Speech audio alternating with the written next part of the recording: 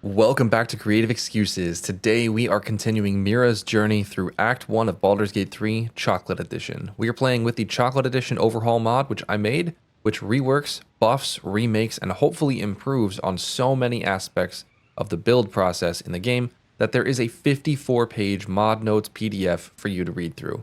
Before we begin, I'd like to thank BK2950 for the $20 in support of the mod testers who helped me test out so many changes, and to Garson Channel, who is currently playing his own entire run of Chocolate Edition.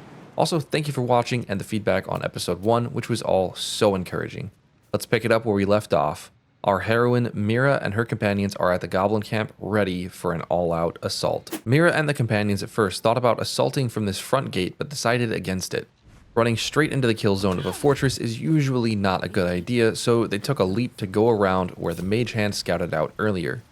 Everyone except Shadowheart took a little bit of damage jumping down, so the companions healed up using the ancient stacked potion break technique. Party then snuck up the cliff and very heroically took out a group of small goblin guards by lighting a fire and then throwing a bag of smoke powder. When a bugbear came running to check on the small guards, the group tried quickly taking him down without alerting the camp, but completely failed when Karlach ran up and stabbed him. The bugbear did go down, but the goblins nearby joined the fight and started firing special arrows and getting into position. Wyll threw out an Eldritch Blast to start softening the targets up, while Mira prepared by healing up and using an expeditious retreat to get some movement speed on the next turns. Shadowheart missed, classic, and then threw out a Shield of Faith on Karlach to give her some extra protection. Karlach, on the other hand, used her 4 elements Fangs of the Fire Snake to blast a single goblin to hell and back, and then landed a solid critical hit. A few cantrips from her companions later, Karlach threw out a satisfying Fist of Unbroken Air to yeet a goblin closer to the group, and Wyll followed up with an Eldritch Blast to take it out. Mira finished off the final goblin with a lightning charge juiced up Ray of Frost and her trusty moth damage. The companions then healed up with a short rest and snuck slightly deeper into the camp before deciding better and heading further up the cliffside and waking some sleeping bugbears and goblins from above. They were not happy at all to be woken up, but Shadowheart managed to put them back to sleep using an Elithid power to command them. I hear the absolute in you. Interesting. The group was mostly wary of the power, but Wyll at least seemed interested. Of course, leave it to the warlock to be interested in more and new powers. With the bugbears and goblins asleep again, the group decided they needed another wake-up call, and Karlach woke up the one they call Stink with a tiefling-powered Searing Smite. Mira missed an offhand attack to kill the bugbear, but landed her Ray of Frost. Shadowheart, on the other hand, summoned a Shadow Blade into her offhand and then used a Guiding Bolt to guide the injured and hungover goblin into the afterlife. Wyll threw out an Alchemist's Fire on the distant goblin, trying to blow up what looked like a barrel of wine, but just didn't have the arm for it. The next turn, the team managed to take out the rest of the enemies, no problem. The companions then snuck down the opposite side of the courtyard and prepared their assault from deep within the camp, which was sure to be a surprise. Mira used a hunter's mark to initiate the large battle and tried to call in the fearsome ogres that she had recruited with the little coin last episode. She tried twice, but they weren't very reliable apparently and just wouldn't show up, so she frosted a goblin and moved on. Karlach was up next, and she too tried to summon Lump and his goons, but they still didn't show up, so she used a Fangs to take out a goblin threatening Mira and then missed a stab. Wyll used a classic Eldritch Blast into Blade Ward to deal a little damage and protect himself, while Shadowheart played an NPC on TV, running up to an enemy only to teleport away and attack from basically where she started. Mira took some fury of the small hits after Shadowheart's turn and desperately tried blowing the horn to summon Lump again, but it still wouldn't work, so she decided to try going out swinging with a Hail of Thorns on a group of goblins and a good berry to heal up a little bit. Karlach raged for some damage reduction and extra damage and then blew Lump's horn one more time, and that finally summoned in the big dumb ogres. On Wyll's turn, he ran up and smited a goblin, taking it down with one hit. Shadowheart teleported into battle and pricked a goblin, and then she invoked Duplicity to grant herself another cantrip attack and took out the goblin in front of her. A round of attacks on the companions later, Lump finally started helping out and hucked a Melf's acid arrow. Meanwhile, Mira missed an electric arrow that would have killed that same goblin. Karlach was toe-to-toe with the enemy ogre and used a piercing strike to weaken the enemy, making them take more damage on the next turn. She also used a patient defense to make her a harder target to hit, Not that it mattered that much. On the next round, Karlach stabbed once and then healed up with a potion. The fight was slow going, each companion dealing a little bit of chip damage each turn, and the ogres even did a little with smashes, throws, and firebolts. With a little help, Karlach did manage to take out the enemy ogre with an enraged stab of her trident. Luckily, the goblins knew they were in for it and started targeting the biggest threats, the ogres, which saved the companions a little grief. The team moved around the corner and used ranged attacks to chip away at the last few goblins, and soon the fight was over. One major battle down, likely several more to go before the refugees are saved. When the fight concluded, the ogre lump was upset at the meager corpses of the small goblins, so we had to pay him to fight for us again. We are back in business. Hopefully they'll hear the horn the first time when we use it next. In the loot from the battle, Mira found some gloves of archery on a dead trader and equipped them for just a little more damage when she uses a bow attack like her Hail of Thorns. The party then took another short rest, and Shadowheart used a level 2 aid spell to prepare the group for whatever awaits inside the fortress. Once inside, Mira used her trusty fly around and find out mage hand to initiate a battle with the guard goblins. Most of the party scored pretty great initiative, and Mira used that to her advantage with a critical hit on one of the lead goblins. The rest of the team followed up with some generic attacks, but on the next round, another group of goblins joined in the battle at the door. Unlucky for them, Karlach used a big cinder strike on 4 goblins at once and landed 1 kill. She then cleverly dropped an alchemist fire in the middle of the gobos and detonated it with a fangs for a 2nd kill and some more chip damage. Wyll eldritch blasted and then moved in for a flourish, and Shadowheart stabbed an additional goblin to death. Mira used a bone chill on the next turn to knock a warrior goblin down to and then she retreated a little. On her turn, Karlach healed up with a good berry and used a shatter scroll for some nice area of effect damage on the goblins still grouped at the door. On the next turn, Mira landed another critical hit thanks to True Strike's advantage, but didn't manage a kill. No matter, the goblins died on the next round. Before assaulting the goblin camp further, the companions decided to hide away and camp for the night, but something weird happened. This beefy silver fox of a dwarf showed up in Mira's dream, and he claimed to be protecting us from something? But the dwarf also advised us to embrace the parasite and the worm powers from it, which was odd.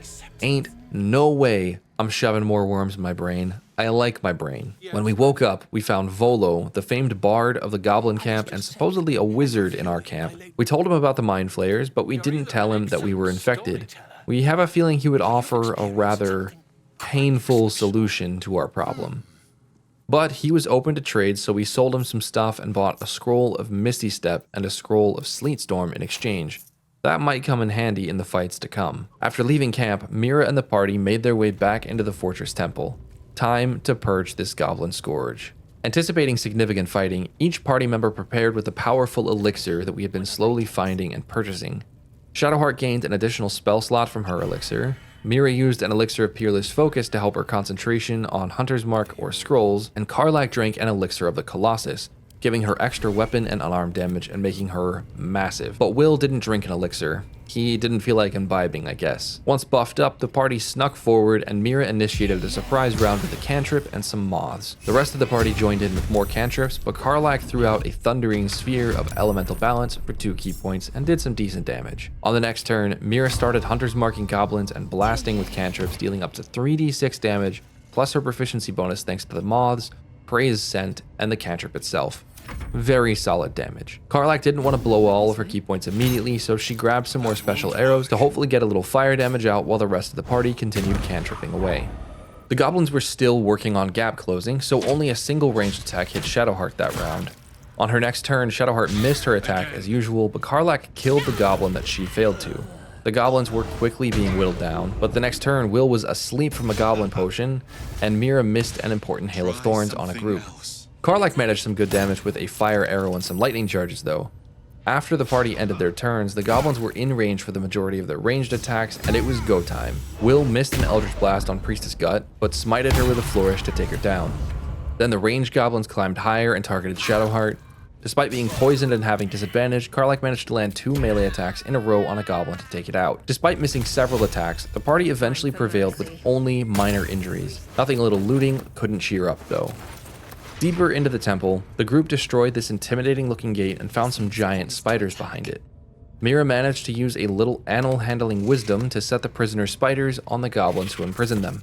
The spiders made short work of the goblins with ranged barb attacks and didn't turn hostile against us, which was pretty nice, because they were disgusting. Wyll then busted down a door with some eldritch blasts, somehow alerting no one, and the party short rested anticipating a huge battle. Everyone healed to full. Karlach initiated the next fight with an entire room of enemies by tossing a bomb at the biggest, baddest guy in the room, Dror Ragzlin. The rest of the party joined the fight too. Mira and Shadowheart both dealt solid damage to Dror, taking him down to just 30% of his health on the first turn. On Wyll's turn, he sounded Lump's horn and summoned the ogres, which pulled a few more enemies into the fight. Shadowheart then teleported through the shadows to high ground and pulled the neighboring room of enemies into battle. Because Karlach hadn't raged yet, Dror closed the distance and beat the living hell out of her with 2 big hammer swings because of the bomb that she threw at him. Ouch. Then a goblin climbed up to Shadowheart and pushed her off the edge, knocking her down 20 feet.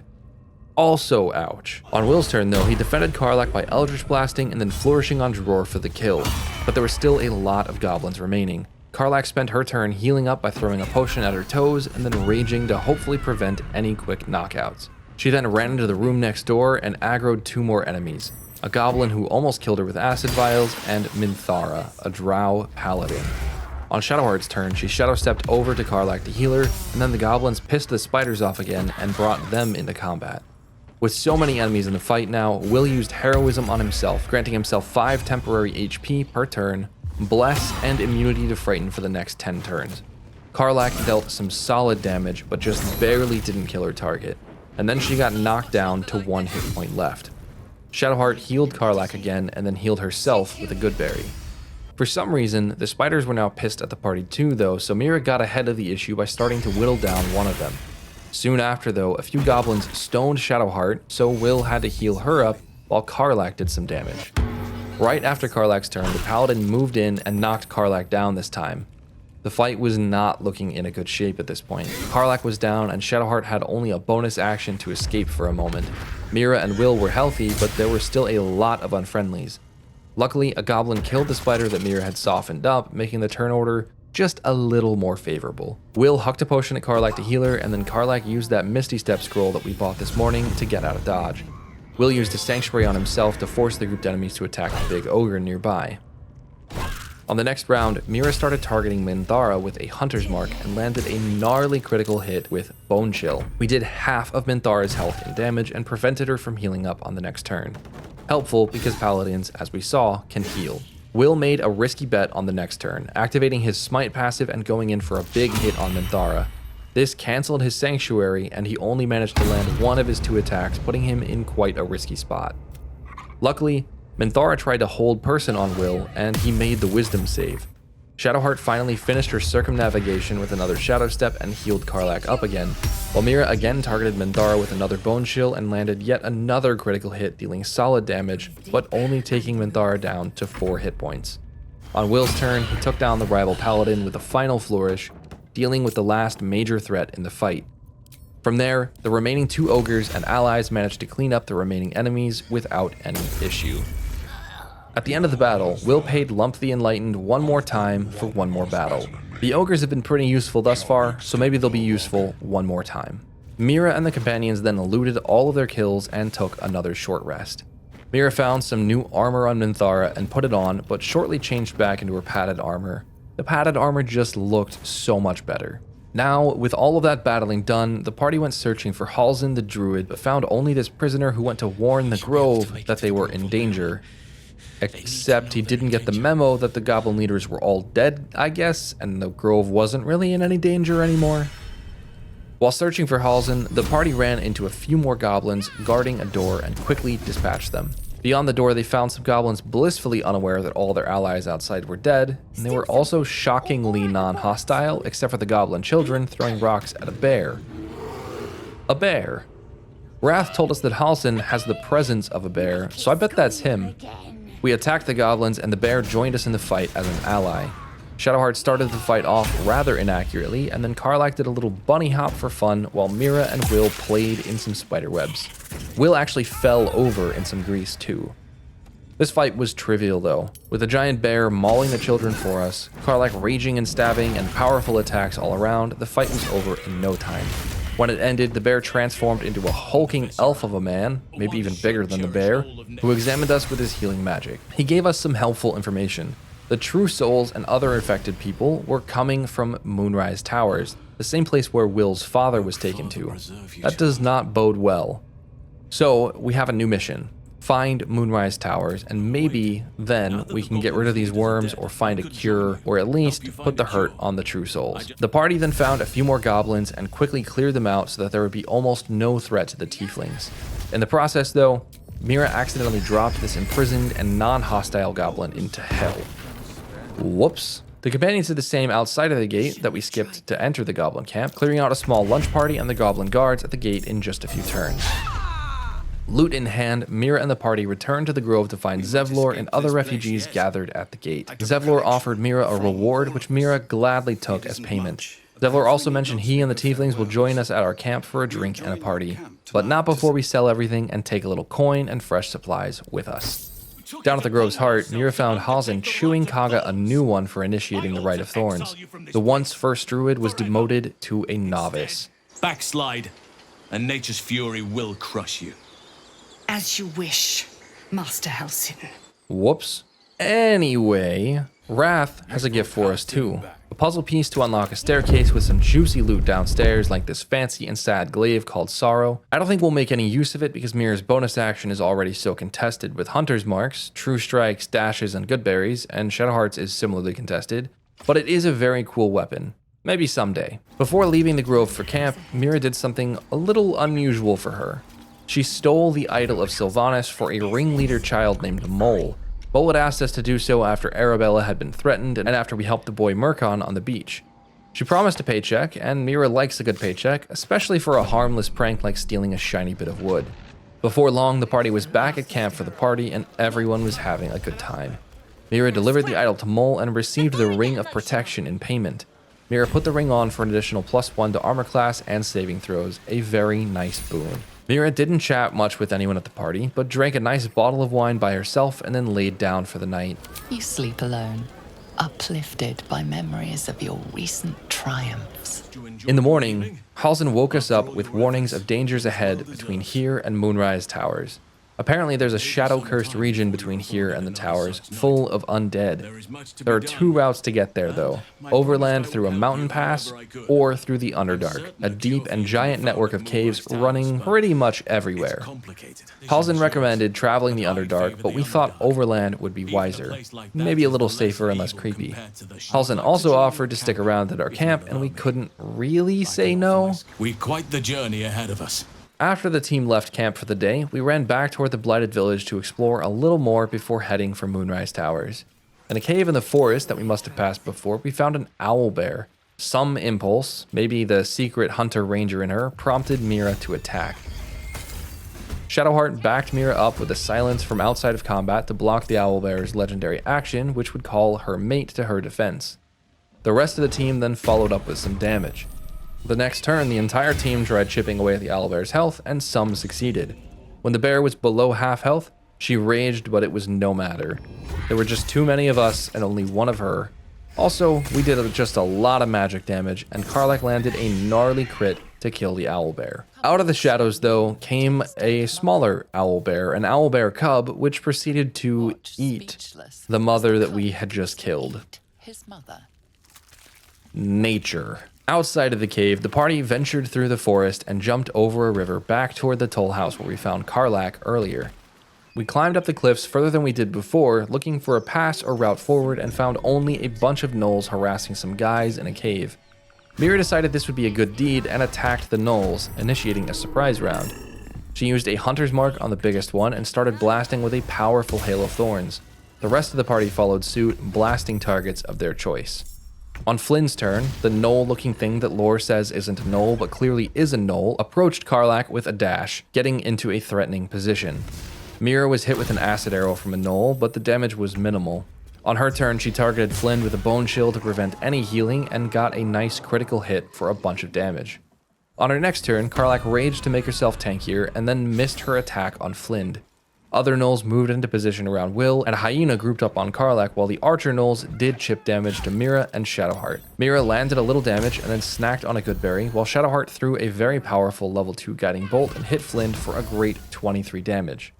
She also used Invoke Duplicity to cast a mirror image on herself to raise her armor class and prevent a lot of future damage. Karlach's next turn popped off and she managed to take Flynn out with just a stab and a Fangs of the Fire Snake, but the gnolls were enraged and started using multi-attacks. Wyll and Shadowheart combined their radiant damage to take out one of the melee gnolls surrounding him, and Mira shot a special arrow to take out a hyena and ate another good berry. They just never get old. With only 4 gnolls left, we thought the fight was over, but Wyll went down to a 6 attack combination from 2 gnolls, slightly turning the tide in the gnolls' favor. On her turn, Shadowheart positioned in a shadow to step over to Wyll and heal him. He went back down immediately though, and Mira almost went down too. Shadowheart was on healing duty though and got Wyll back up while Mira took out one of the dangerous archers. The next turn, the team cleaned up the final gnolls, but they were a little worse for wear. The guys that we saved were thankful and invited us to their place at a speakeasy below Joaquin's Rest, if it's still there after the raid at least. After looting everything in sight, the party ran back to Joaquin's Rest, found the speakeasy, and turns out it's a Zhentarim hideout, a morally indifferent group of traders who will trade anything, from goods to slaves and back again. Not ideal, but Mira will still take a paycheck for saving them even if they're not exactly good guys. She did a good deed, she gets the paycheck. Mira then went shopping at the Zhentarim store, where she bought and freed a slave painter with the paycheck that she'd just received. One item of note that we picked up there was the Gloves of Hail of Thorns, which gives a short rest variant of Hail of Thorns that isn't cast with Instinct. That means we can cast 2 Hail of Thorns for 1 turn per short rest once we get extra attack. That is very nice. After our shopping trip, we went exploring deeper in the Zhentarim cave. Shadowheart put the shadows to work and stole a few things. It's not a bad thing to steal from bad guys, right? The weirder thing we found though was this false cave wall with an elevator behind it. This seemed pretty secret and also pretty interesting, so the adventurers went spelunking. Down a long way, I think the party found themselves in the Underdark at a storehouse for the Zhentarim above. Finding the location rewarded the party with enough experience for everyone to hit level 5. Mira started off the leveling party with level 5 ranger unlocking an additional instinct point, extra attack, level 2 ranger spells, and level 2 instinct spells. The new level 2 spell options were quite nice with choices like Bark Skin, Blur, Heat Metal, and even Moonbeam. Moonbeam felt fitting for the Maws, so Mira picked it up and also added a Cloud of Daggers variant unique to rangers with her instinct spells. Mira is about to have a lot of different concentration options, but some very powerful ones. Shadowheart joined the leveling party next, unlocking level 3 spell slots, but not level 3 spells quite yet. She learned a new cantrip and got her second feat as well. For her feat, she took a boring but powerful ability score increase to get 16 in Constitution and 18 in Wisdom, increasing her concentration saves and her spell accuracy. Next, Wyll leveled up, gaining an additional Channel Oath charge, Lay on Hands charge, and his second feat. Wyll unlocked Martial Adept, setting his strength to a minimum of 13 and taking Disarming Attack and Riposte, letting him knock an enemy's weapon out of their hands with a weapon attack or strike enemies when they miss him at the cost of a maneuver die.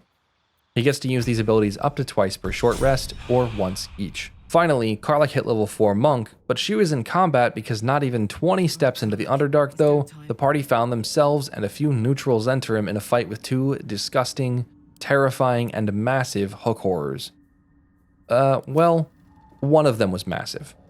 Karlach was pretty upset by this, so she raged and jumped straight into combat, blasting the smaller of the 2 hook horrors with a Cinder Strike.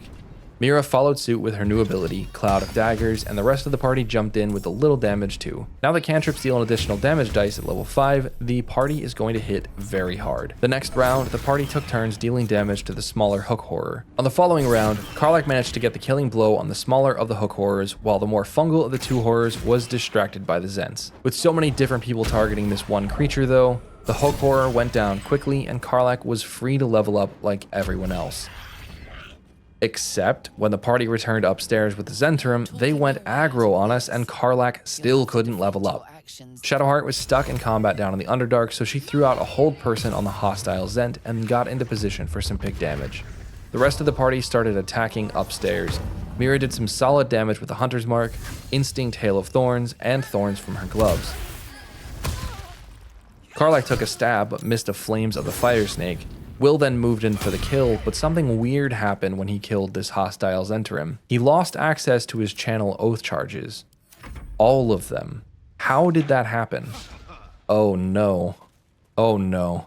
These Zhentarim weren't enemies. We were the intruders here. Wyll just broke his oath. When Wyll and the party figured this out, the party decided to use non-lethal damage and plan an escape. They ran back to the elevator one by one and took it down. The one hostile Zhent downstairs did die to Mira, but she wasn't too upset by that. These are slavers after all. But when Wyll left combat in the Underdark, the Oathbreaker Knight met him in a vision and asked him to speak at camp. Uh-oh. Wyll is in trouble. Finally, Karlach leveled up and she took Tavern Brawler as her second feat to bump her strength up to 14 and to give her unarmed attacks even more oomph. With Tavern Brawler, she will gain an extra half of her strength modifier to her unarmed attack rolls and thrown attack rolls. Those same attack types will also gain between 1d4 and 3d4 additional damage depending on her level. At level 5, that's going to be an extra 2d4 unarmed damage. Fangs of the Fire Snake is about to pop off. In addition to these features unlocked by level up, a passive from her Heart of Fire 1 level class dip has also been activated. Extra Attack. Karlach can now attack twice with a single action while in combat. A level before she would unlock it with this 1 and 4 multi-class split, but right on pace with a full martial class like Monk. After waiting for the Zhentarim guards to filter out of the elevator room, the party snuck out of the cave and left before anyone could catch them. If the Underdark is full of those horrors, there is no way that we're going to be taking that path to Moonrise, if that elevator even leads to a viable path. Once away from the Zhents, the party long rested so that Wyll could speak with the Oathbreaker. Now, Wyll broke an oath of devotion, an oath of protection of the vulnerable, but when the Oathbreaker said that breaking your oath can lead to new powers of darkness that can be used for good or ill, Wyll found that power alluring. He was already a warlock pacted to a devil for the purposes of good, right?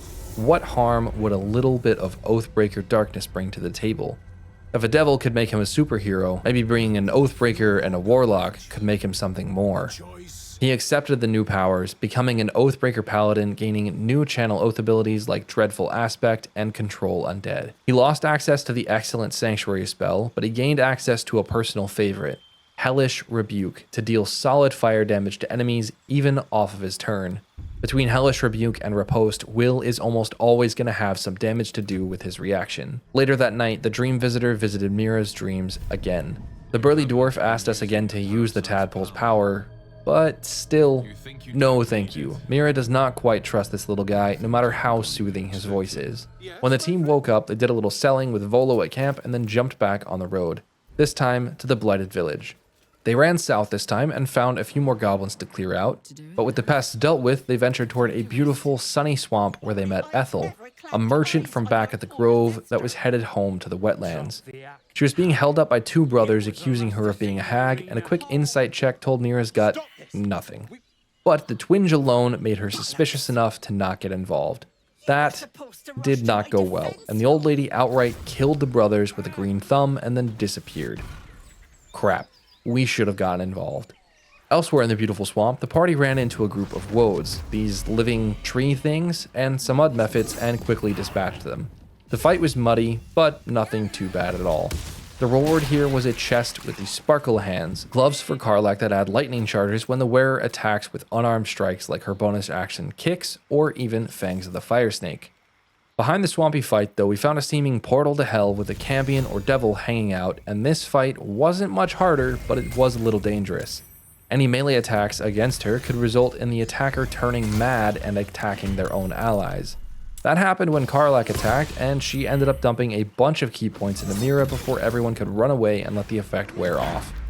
Ouch. The reward was pretty nice though, an infernal robe that could let the wearer cast a level 4 fire shield, which is pretty excellent. Soon though, Mira and the party ran into some strange sheep that turned out to be foul-mouthed murder gnomes. Oozy, scum-sucking, lice-ridden little ball bag! Get out! Or I bites tongue, eats tongue, delicious tongue.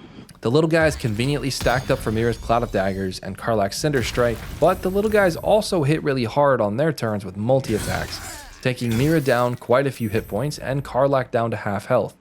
Still, the fight only lasted a couple of turns and everyone healed up pretty well after a short rest and a good berry. Nearby, the team found the hag's hideout and picked a fight immediately. No letting this evil grandma kill any other brothers with a green thumb. Shadowheart tried to land a hold person, but failed, and the hag immediately went invisible. No problem though, Mira used a fairy fire to bring Ethel out of hiding and to give her party advantage on attack rolls. Mira then popped her first ever potion of speed for an extra action and let an ice arrow and a critical hit Hail of Thorns fly. Karlach then came in and raged for some extra damage. She then stabbed twice, once to inflict gaping wounds to increase the rest of the party's damage. She probably should have done that first, but oh well. Wyll came in next and used a super risky, low chance of a success command, which Ethel of course saved against. So he took some speed and landed it on the second try, forcing Ethel to prone and losing her turn.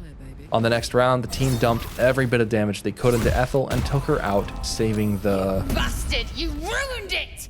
You ruined everything! Angry woman? Scratch that. Angry, pregnant woman. Since the damsel didn't pay Mira for the save from the gross hag, the party went searching for loot in the hag's lair and actually found a wand that brought Mayrina's husband back as a zombie.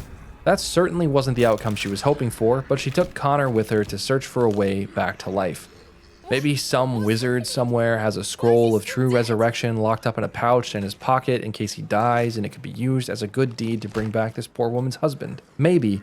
Or maybe there's a god of death somewhere in someone's camp with the power to cleave soul to body once more. Nah, that's all crazy talk. Benevolent gods of death don't exist, and wizards don't carry expensive scrolls of true resurrection in case they die with the dead man switch illusion spells with instructions on how to access the scrolls so that they can be brought back to life in a pinch so that their magical weave bomb doesn't explode after 3 nights of death like an anti-Jesus. Nope. No one can help this poor woman. After Mayrina left, the party traveled back to Joaquin's Rest one last time and traveled west where a dragon flew overhead and Wyll flexed a little. A dragon? I tangled with a dragon once. A little further west, we saw the source of the dragon, a group of Githyanki harassing some flaming fist. The dragon attacked, killing the fist and destroying a useful looking bridge. But we weren't afraid. We've got a roadblock to clear. While approaching the group and trying to sneak around, we saw Lae'zel run through to meet her kin. We almost managed to sneak behind the dragon with a jump, but we were caught by a cutscene. Shadowheart stood at the fore while Lae'zel got ripped a new one by a high-titled conehead. The conehead described the prison that Shadowheart carries, the one that saved us on the bridge into the goblin camp. The Githyanki were apparently looking for it. Shadowheart smartly stayed quiet, but this encounter was about to get ugly. Is to locate this crash. I was infected aboard a Geich ship and need to be purified. Your mandate is to aid me. Mira was still hidden, but the other 3 were in combat with the Gith. Because she was hidden, Mira still had initiative and used her advantage to fire off a solid ray of frost to slow down Baretha's movement. Shadowheart used an upcasted hold person and managed to get one of her 2 targets. She then used an upcasted inflict wounds to one-tap the Gith with a 56 damage critical hit. Before the rest of the party could act, one of the hostile Gith killed Lae'zel and took Karlach down to just 5 health. On Wyll's turn, he ran close to the Gith and used a dreadful aspect to frighten the enemies, rooting them in place and disabling their movement. Thanks to his gloves that we found in the toll house a few days ago, using dreadful aspect also gave him heroism, making him immune to frighten, giving him 5 temp HP per turn, and the effects of bless for 10 turns. Very powerful. Mira then used an expeditious retreat and a dash for some lightning charges, but she didn't move into place. Karlach charged in with basically no health and used a Cinder Strike and Fire Snake to put the hurt on the enemies. Unfortunately, Wyll was then caught in a hold person and punched with a shocking grasp. But Shadowheart returned the favor with a hold person of her own. Mira then dashed in and used a Ray of Frost on the held person for an automatic critical hit and a kill. Karlach then broke the Gisher's concentration to free Wyll, and Wyll slammed out a Flourishing Smite and a second dreadful aspect that failed to stop Baretha from moving this time. Baretha made the save and killed Karlach with 2 sword strikes. From her Overwatch position, Shadowheart landed her 3rd hold person of the fight, this time on Baretha. Mira used the opportunity to upcast an Instinct Hail of Thorns for big damage, and then she used her 2nd attack to kill with another critical hit. The last enemy did get some more damage out on Wyll, but Shadowheart killed him with a final guiding bolt. Poor Karlach though, she has now died twice. The party looted everything they could and resurrected Karlach while they were at it. At last, the party ventured forth into a new region, the Mountain Pass, the route to Moonrise Towers, hopefully. When they arrived in the pass after a day of fighting, Mira and the party decided to take a much-needed long rest. Mira followed up with Karlach about her heartburn, and in return, she gave us some excellent advice in case she isn't around to cover our mistakes. It would be a sad day if Karlach weren't around. That night, though, the owlbear cub showed up at our camp. Apparently, he had chased us across the region and all the way to the pass. He was curious about us, so we fed him. Hopefully, he doesn't eat us in our sleep. Somehow, though, everyone slept soundly that night. In the morning, the companions set out for adventure once more and immediately ran into an older-looking and sounding adventurer who was both willing to trade and who convinced us somehow to steal a Githyanki egg from their creche located in the monastery over yonder. She must have rolled a nat 20 or something on her persuasion check because stealing an egg from a humanoid species is not in character at all. Anyway, we convinced her to pay us up front and then spent the money right back with her. We bought Karlach some new clothing to raise her dexterity by 2 points, as well as some new dyes and potions. Wyll did the trading though. His horns were so majestic that he got a discount. With the discount, he also managed to buy a necklace that will maximize the power of healing effects on the wearer. Karlach got that too, since she seems to die the most. Beyond the trader, the party marched toward the monastery, but heard a bear in the wilderness to the west. When they went to investigate, they did not find a bear. They found repulsor mine traps and a horde of undead and the fight of an unlifetime. Karlach landed first in the turn order, so she opened up with a rage and a flaming sphere of elemental balance, but she missed unfortunately. The undead dashed to get closer, so Mira found a use for that sleet storm scroll that we bought a few days ago. She used it to make a huge ice surface to prevent more ghouls from getting close. Shadowheart and Karlach just did some chip damage and spread out a little. The undead drew closer on their turns, and then it was Karlach up again. She used a Cinder Strike, which dealt decent damage, but melted the ice temporarily. Karlach then followed up with a Fangs on the ghoul, but didn't get the kill. On Mira's turn, she iced the ghoul Karlach had been targeting, and then let the Sleet Storm freeze again. The very next enemy's turn, though, she took a small necrotic hit and lost concentration on the storm, which was going to prove rather dangerous soon. Because Karlach didn't want to melt the ice, she risked running across it, which was a terrible choice. She fell prone and lost her turn.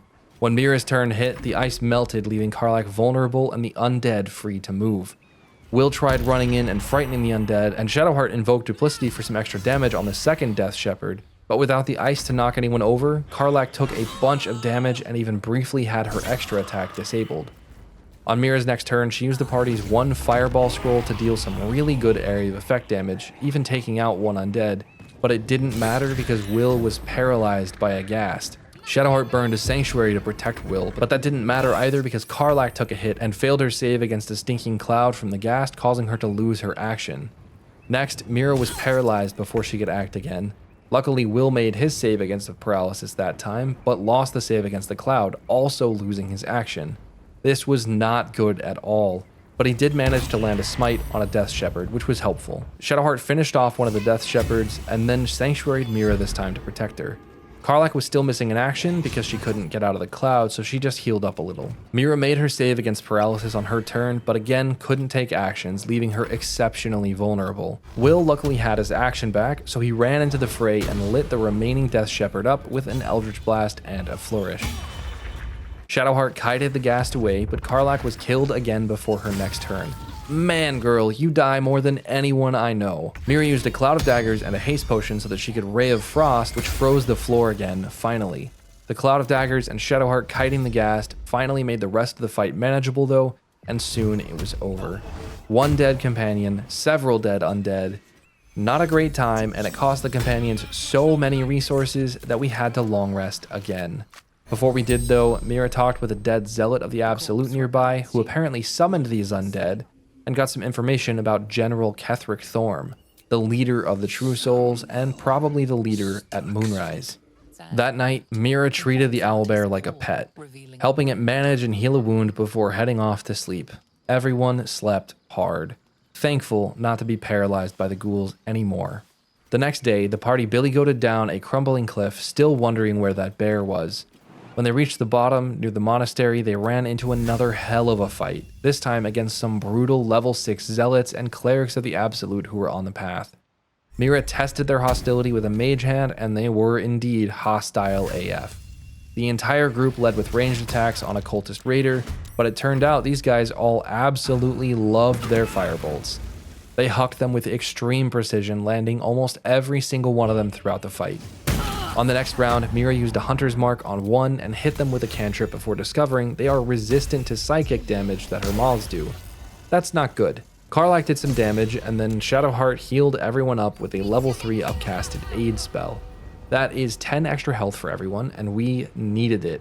These guys just did not miss with their firebolts. Wyll tried to frighten the enemies, only succeeding on a few, and Mira used her new moonbeam for the first time to bypass the psychic resistance and do a little cleave damage. For the next few rounds, the party could do nothing but chip damage while they were chipped themselves. It was a slugfest. Wyll and Karlach both went down on the same round as well, leaving just Shadowheart and Mira was not in a healthy spot. Shadowheart luckily had a level 3 cure wounds ready, so she got Wyll up. Then she used a haste potion for the first time, which was risky with the saving throw penalty attached to it, and she used a level 2 cure wounds to bring Karlach back from the brink. Back on her feet, Karlach used a fire snake, and then Mira recast her moonbeam to get some more damage on the cultist next to her. Mira survived the next round with literally 1 HP, but she moonbeamed again anyway. Karlach then came in and put the cultist within likely kill range of the moonbeam, even on a save. And finally, the group prevailed, but in a bad shape. A short rest helped, but Mira and Karlach were still hurting afterwards. Down the path, the party found the monastery and saw Githyanki kill a cultist outside their gate.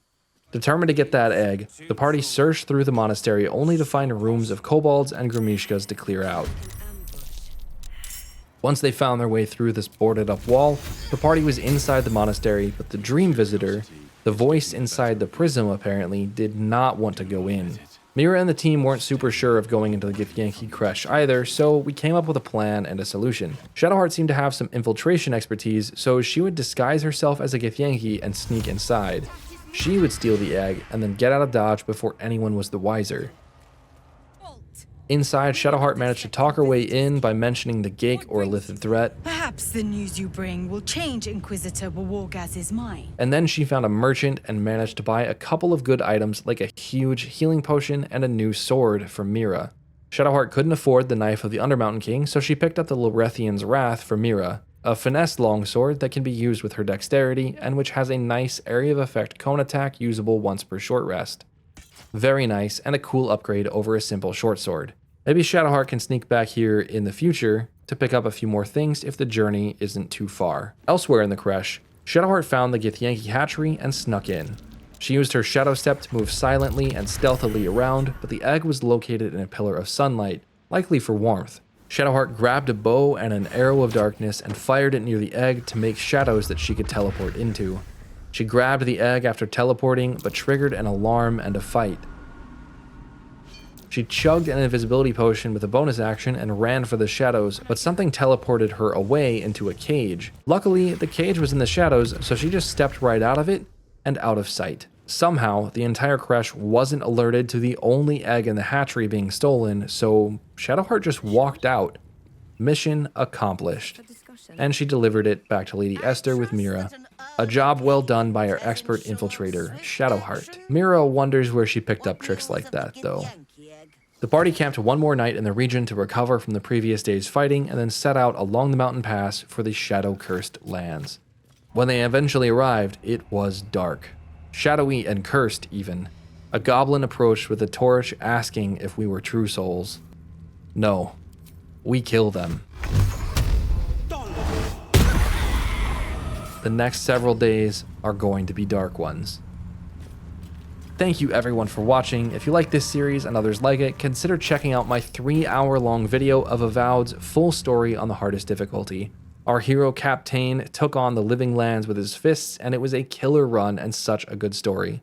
It's where I cut my teeth on this kind of series and is definitely worth a watch if you've made it this far. I'll be on a trip for the next 10 days here soon, so Act 2 is going to come out probably in a month or so hang tight. In the meantime, if you're on PC, consider playing your own run of Baldur's Gate 3 Chocolate Edition so that the mod can pick up some steam and make it to console even sooner. Thanks again, and I'll see you all in the next excuse.